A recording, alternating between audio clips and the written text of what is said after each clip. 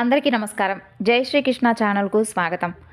గోదాదేవి చరిత్రలో పార్ట్ 2 ఈరోజు వివరించబోతున్నాను. ఎవరికైనా కానీ పార్ట్ 1 అంటే పార్ట్ 2 నుంచి అర్థం కాకపోతే పార్ట్ 1 డిస్క్రిప్షన్లో లింక్ ఇస్తానండి, ఒకసారి చెక్ చేసుకొని వినండి.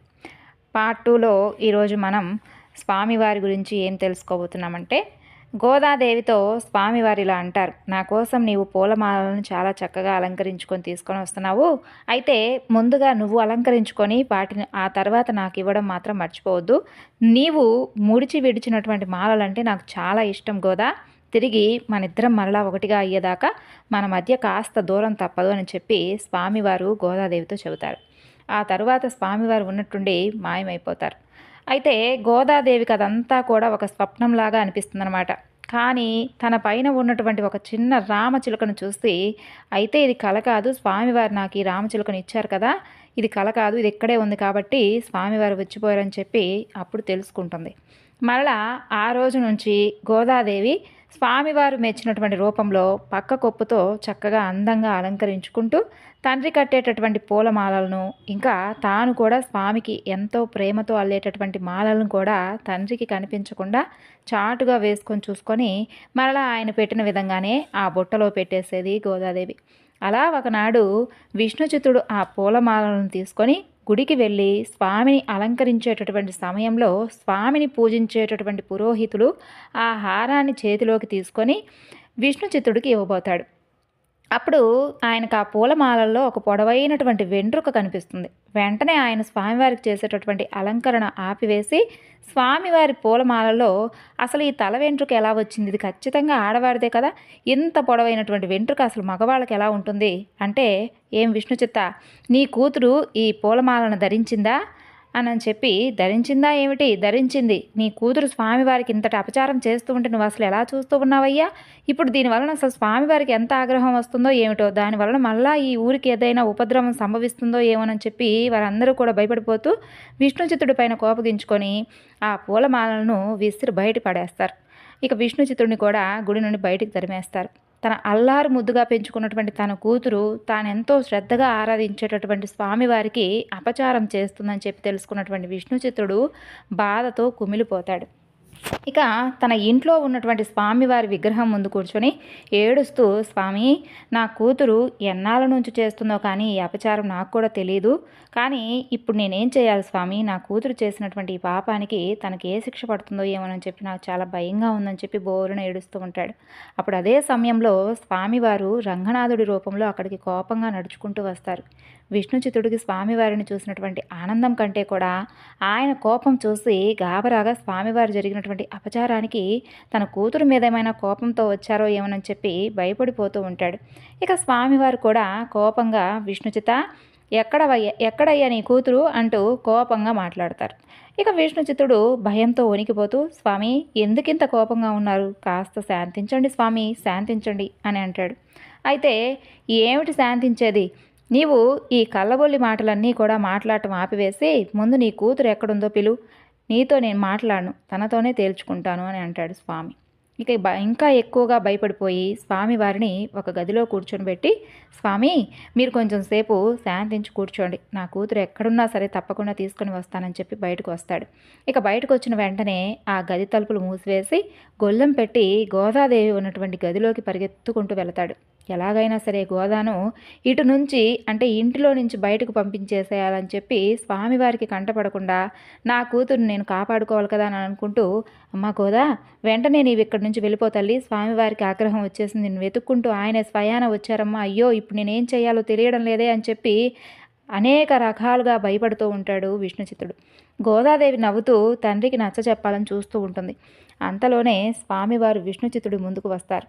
నన్నే బంధించి నీ కూతురును తప్పించాలని చూస్తున్నావా విష్ణుచిత్త అని కోపంగా నడుము పైన చేతులు పెట్టుకుని గోదాదేవి వైపు కొంటెగా చూస్తూ అడుగుతాడు.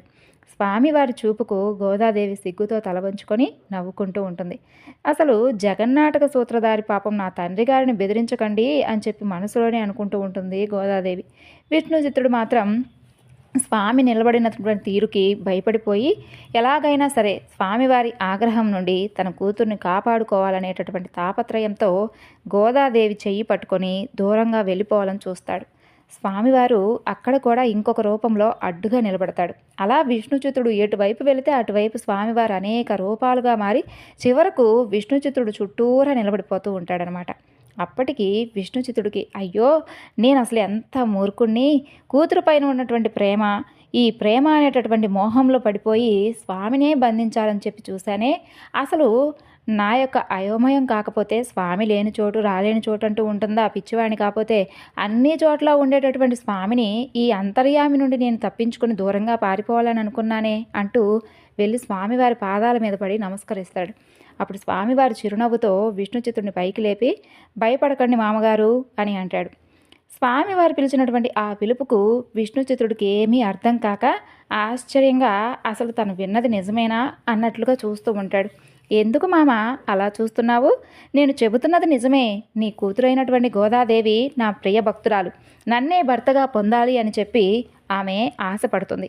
నేను కూడా నీ కూతురుకు భర్తనైనప్పుడు మరి నీవు నాకు మామగారివే కదా. అయినా నీ కోరిక తీర్చడానికి ఇదంతా చేశాను, నీ గుర్తులేదా? ఒకసారి గుర్తు తెచ్చుకో అని అంటాడు స్వామి. అప్పుడు విష్ణుచిత్తుడికి తన యొక్క పూర్వజన్మ స్ఫురణ కలుగుతుంది. తను స్వామివారిని అల్లుడుగా కోరడం, స్వామివారు అనుగ్రహించడం అన్నీ కూడా గుర్తుకొస్తాయి. అప్పుడు విష్ణుచిత్తుడు సంతోషంగా స్వామివారికి పాదాభివందనం చేస్తూ, స్వామి, నీవు ఆడించేటటువంటి ఈ నాటకంలో నన్ను కూడా పాత్రుడివి చేశావా? చాలు స్వామి, చాలు. నాకిక ఈ వరం చాలు. నీకు కాళ్ళు కడిగి కన్యాదానం చేసేటటువంటి వరాన్ని ఇచ్చావు చూడు, అది చాలయ్యా. అమ్మా, నా కూతురుగా పెరిగేటటువంటి అంతటి గొప్ప వరాన్ని నీవు కూడా నాకు అనుగ్రహించావు తల్లి అని చెప్పి సంతోషంగా అంటాడు. అప్పుడు స్వామివారు, భయపడకు విష్ణుచిత్త, నీ కూతురైనటువంటి గోదాదేవి వేరెవరో కాదు, నా కోసమే అవతరించినటువంటి కారణ జన్మురాలు.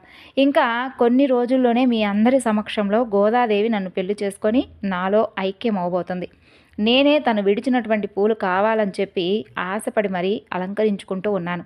ఇందులో గోదా చేసినటువంటి అపచారం కానీ దోషం కానీ ఏమీ లేదు. ఇప్పుడు నిన్ను అవమానించి తరిమివేసినటువంటి వాళ్లే మరలా నిన్ను వెతుక్కుంటూ వస్తారు, కాబట్టి భయపడద్దు అని చెబుతాడు.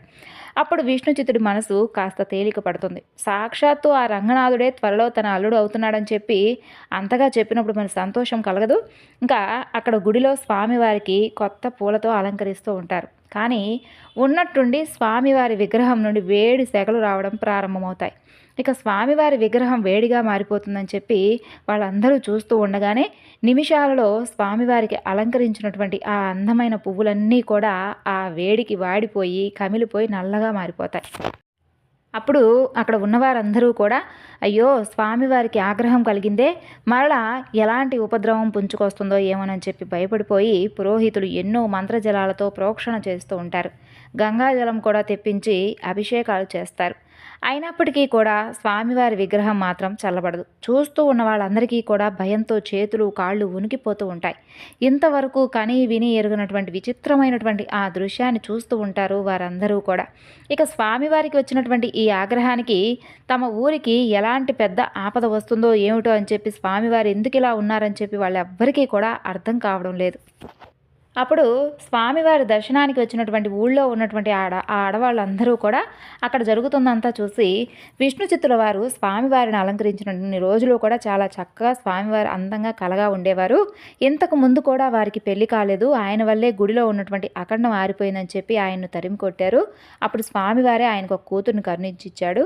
ఇప్పుడు మరలా ఆ కూతురు వలన అపచారం జరిగిందని చెప్పి మరలా ఆయన్ను తరిమి కొట్టారు. ఈ విష్ణుచిత్తుల వారు పెంచుకుంటున్నటువంటి ఆ గోదాదేవి అసలు సామాన్యమైనటువంటి అమ్మాయి అని మీకు అనిపించడం లేదా? జనక మహారాజుకు ఆ సీతమ్మ తల్లి దొరికినట్లుగా ఈ విష్ణుచిత్తుల వారికి గోదాదేవి లభించింది. ఆయన్ను స్వామి సేవకు దూరం చేసినందుకు ఆ పాపం మనం అనుభవిస్తున్నాం. ఆయన ఎంత బాధపడుతున్నాడో ఏమిటో. ఆ ఉసురు మీకు తగలకుండా ఉంటుందా చెప్పండి? ఆ పసిబిడ్డను ఆయన ఎంత గారాభంగా పెంచారు. మీరందరూ కలిసి ఆ అమ్మాయి మీద లేనిపోయినటువంటి అభాండాలు వేశారు. ఎవరేమనుకున్నా కూడా గోదాదేవి అమితమైనటువంటి కృష్ణ భక్తురాలు. మా కళ్ళ ముందే పెరిగినటువంటి బిడ్డ. పసిబిడ్డగా ఉన్నప్పుడే స్వామివారి నామం విని ఏడు పాపేసేది. అటువంటి తన భక్తురాలను నిందిస్తే ఆయన చూస్తూ ఊరుకుంటారా? అందుకే మీరు అలంకరిస్తున్నటువంటి పూలను స్వామివారు స్వీకరించడం లేదు. చూడండి స్వామివారు ఎంత కోపంతో రగిలిపోతున్నట్లుగా కనిపిస్తున్నారు, చూడండి మీరే చూడండి అని చెప్పి అక్కడ ఉన్నవారు ఆడవాళ్ళందరూ కూడా చెబుతారనమాట. ఇక ఒక్కసారి మీరు కూడా స్వామిని గమనించి చూడండి, స్వామివారి కోపంగా మిమ్మల్ని కూడా చూస్తున్నట్లుగా కనిపించడం లేదు. ఆయన ఉన్నన్ని రోజులు ఇలాంటి విచిత్రమైనటువంటి సంఘటనలు అసలు ఎప్పుడైనా జరిగాయా? ఎప్పుడూ జరగలేదు కదా. మీరు ఆయన్ని తరిమేసి ఏదో చాలా గొప్ప పని చేశామని అనుకుంటూ ఉన్నారు, కానీ ఇప్పుడు మీరు అలంకరిస్తూ ఉన్నప్పటికే మా కళ్ళ ముందే ఇదంతా జరిగిందంటే దీన్ని మీరు ఏమంటారు చెప్పండి అని చెప్పి అంటారు అక్కడ ఉన్నవారు ఆడవాళ్ళు. కాబట్టి ఇక చేసేదేమీ లేదు. కాబట్టి స్వామివారి కోపాన్ని కనుక తగ్గించాలి అంటే ముందు వెళ్ళి విష్ణు చిత్తుల వారిని పిలిపించండి, ఆయనే దీనికి పరిష్కారం చెప్పగలరు అని చెప్పి మా అందరికీ అనిపిస్తుంది అని చెప్పి వాళ్ళందరూ ఏకకంఠంతో చెబుతారు. ఇక చేసేదేమీ లేక ఎలాగైనా స్వామివారి ఆగ్రహం పోయి శాంతిస్తే చాలని చెప్పి అనుకుంటున్న వాళ్ళందరూ కూడా స్వామివారే వీళ్ళ నోట ఇలాంటి మాటలు పనికిస్తున్నారో ఏమోనని చెప్పి అనుకుంటూ వెంటనే విష్ణు చిత్తుడిని పిలిపించాలని చెప్పి అందరూ కూడా నిర్ధారించుకుంటారు. ఇక ఆ ప్రకారమే వాళ్ళల్లో ఒకరు పరిగెత్తుకుంటూ వెళ్ళి ఆయన ఇంటికి వెళ్ళి విషయం చెబుతారు. వెంటనే ఆయన గోదాదేవితో కలిసి కొన్ని పూలమాలలు కట్టి ఒక బుట్టలో సర్దుకొని గోదాదేవిని కూడా వెంటబెట్టుకొని గుడికి వస్తారు. స్వామివారు చెప్పిన మాటను వాళ్లకు కూడా చూపించాలని చెప్పేసి ఆయన యొక్క ఉద్దేశం అన్నమాట. ఇక గుడిలోకి రాగానే స్వామివారి ఆ యొక్క రూపాన్ని చూసి ఆయన కూడా ఒకసారి కాస్త భయపడిపోతాడు. ఆయన స్వామి ముందుకు వెళ్ళి స్వామిని చూస్తూ, స్వామి, కరుణా సముద్రుడు అయినటువంటి నీవు ఇలా కోపగించుకుంటే అల్పులైనటువంటి మేము అసలు బ్రతకగలమా తండ్రి? నీ కోపం విడిచిపెట్టి శాంతించు స్వామి, శాంతించు అని చెప్పి చేతులెత్తి మొక్కుతూ బుట్టలో ఉన్నటువంటి ఆ పూలమాల ఒకటి తీసుకొని తన కూతురుకి ఇచ్చి, గోదా, ఈ మాలను నీవు వేసుకొని ఇవ్వమ్మా అని అంటాడు. అక్కడ జరుగుతున్నంత చూస్తున్నటువంటి వాళ్ళందరూ కూడా ఆశ్చర్యంగా భయపడిపోతూ అసలు ఏం జరుగుతుందో కూడా అర్థం కాకుండా విచిత్రంగా చూస్తూ ఉండిపోతారు. ఇక విష్ణు చిత్తుడు వాళ్ళ మొహాలు చూసి మీ అందరి ప్రశ్నలకు కూడా జవాబు ఇప్పుడే దొరుకుతుందని చెప్పి మనసులో అనుకుంటూ వాళ్ళను పట్టించుకోకుండా దేవితో తొందరగా ఇవ్వమ్మా అని అంటాడు. ఆలోపు గర్భగుడి లోపలికి వెళ్ళినటువంటి స్వామి పైన ఉన్నటువంటి ఎండిపోయిన పువ్వులన్నీ కూడా తీస్తూ శుద్ధి చేస్తూ ఉంటాడు. ఆ పని చేస్తూనే గోదాదేవితో స్వామివారికి ఏ మాలలు బాగుంటాయో అవన్నీ వేసుకొని చూసి పెట్టమ్మా అని చెబుతాడు. ఇక గోదాదేవి తండ్రి చెప్పినట్లుగానే ఆ పూలమాలలను తన ఒంటి మీద అలంకరించుకొని ఆ అలంకరణలో స్వామివారిని ఊహించుకుంటూ మరి ఇంకొకటి వేసుకుంటూ అన్నీ కూడా మరలా బుట్టలో పెట్టి ఆ బుట్టను తీసి తన తండ్రికి ఇస్తుంది. అప్పుడు విష్ణు చిత్రుడు ఆ మాలను తీసుకొని వెళ్ళి స్వామివారికి అలంకరిస్తాడు. గోదాదేవి వేసుకొని ఇచ్చినటువంటి మాలలను స్వామివారి విగ్రహానికి వేసిన వెంటనే స్వామివారి విగ్రహంలో వస్తున్నటువంటి ఆ పొగలన్నీ కూడా ఆగిపోతాయి. అంతేకాదు స్వామివారి మరలా సంతోషిస్తున్నట్లుగా స్వామివారి విగ్రహం కాంతులు వెదజల్లుతూ ఉంటుంది. అది చూస్తున్న వాళ్ళందరి కళ్ళల్లోనూ ఆశ్చర్యము, ఆనందము, అసలు తమ కళ్ళ ముందు జరుగుతుందంతా కూడా నిజమా లేకుంటే కళ అని చెప్పి నమ్మలేనట్లుగా విచిత్రమైనటువంటి అనుభూతికి లోనవుతూ ఉంటారు అందరూ కూడా. విష్ణు చిత్తుల వారు స్వామివారి అలంకరణను శ్రద్ధగా పూర్తి చేసి తనివి తీరా చూసుకొని స్వామివారి పాదాలకు నమస్కారం చేసి ఆశ్చర్యంగా చూస్తూ ఉన్నటువంటి వాళ్ళందరితో కూడా అందరి ఆశ్చర్యానికి ప్రశ్నలకు జవాబుగా విష్ణు చిత్తుల వారు, అవును, నా కూతురైనటువంటి ఈ గోదాదేవి ఉంది చూడండి, ఈ గోదాదేవి వేసుకొని ఇచ్చినటువంటి మాలలంటేనే స్వామివారికి ఎక్కువ ఇష్టం. ఆ మాట స్వామివారే నా ఇంటికి వచ్చి మరీ స్వయంగా నాతో చెప్పారు. ఇక మరొక విషయం, తొందరలోనే మా గోదాదేవి స్వామివారిని కళ్యాణం కూడా చేసుకోబోతుంది. అది ఎప్పుడు అనేది స్వామివారే నిశ్చయించి మరలా తెలుపుతారు అని చెబుతాడు. ఆ మాటలకు అందరూ కూడా ఆశ్చర్యంగా, ఒక మానవ కాంత స్వామివారిని వివాహం చేసుకోవడమా అని చెప్పి అసలు ఇంతటి అదృష్టం మనకు మాత్రమే ఉంది, అది చూసేటటువంటి అదృష్టం అని చెప్పి అందరూ అనుకుంటారు. ఆ తర్వాత గోదాదేవితో కలిసి విష్ణు చిత్రుడు తిరిగి తన ఇంటికి వెళ్ళిపోతాడు. ఆ తరువాత గోదాదేవి తనతో పాటు గోపికలందరినీ కూడా కలుపుకుంటూ స్వామివారి సేవలో తరించడానికి రోజుకొక పద్యం చొప్పున రాస్తూ ఉండేది. మొదటి రోజు స్వామివారిని పూజకు కావలసినటువంటి సామాగ్రిని సిద్ధం చేయమని అడుగుతూ ఒక్కొక్క పద్యాన్ని రాస్తూ, ద్వాపర యుగంలో గోపికలందరూ కూడా కృష్ణుడి కోసం చేసినటువంటి కాత్యాయని వ్రతంలా ధనుర్మాస వ్రతం కూడా అత్యంత శ్రేష్టమైనది. ఇప్పుడు గోదాదేవి కూడా అలాంటి వ్రతమే ప్రారంభించింది. తెల్లవారుజామునే పూజ చేసుకొని ఆ తరువాత స్వామివారి కోసం రకరకాల పూల చెట్లు, సుగంధమైనటువంటి పత్రి మొక్కలు, ఇంకా విరివిగా తులసి మొక్కలు కూడా చక్కగా పెంచుతూ ఉండేది. గోదాదేవి చేతి మహిమ వలన తను పెంచినటువంటి పూల మొక్కలన్నీ కూడా తొందరగా అందమైనటువంటి రంగురంగుల పూలతో నిండిపోతూ ఉండేవి. స్వామివారు తన కోసమే పూలు పూసేలా చేశారో ఏమో అన్నట్లుగా అవి చూసి ఆశ్చర్యపోతూ ఉండేది గోదాదేవి. అలాగే విష్ణు చిత్తుల వారు కూడా ఒకవేళ గోదాదేవి మర్చిపోయినా కూడా గుర్తు చేసి మరి తన చేత మాలలు తొడిగించి వాటిని స్వామివారి కోసం తీసుకుని వెళ్ళేవారు.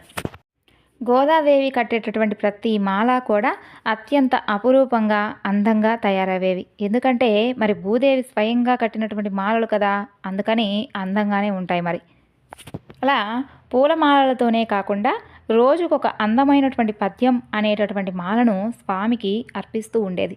స్వామివారి మహిమలు అందరికీ తెలపడానికి ఈ పద్యాలను అందరూ పాడుకునేటటువంటి నియమాలను అందరూ కూడా ఆచరించేలా చేయాలని అమ్మవారు ప్రయత్నిస్తూ ఉండేది. ఈ యొక్క ధనుర్మాస వ్రతం ఎంతో శుభప్రదమైనది. దీనిని ఆచరించడం వలన వ్రతాన్ని ఆచరించిన వారికే కాకుండా లోకంలో ఉన్న వారందరికీ కూడా లాభం కలుగుతుంది.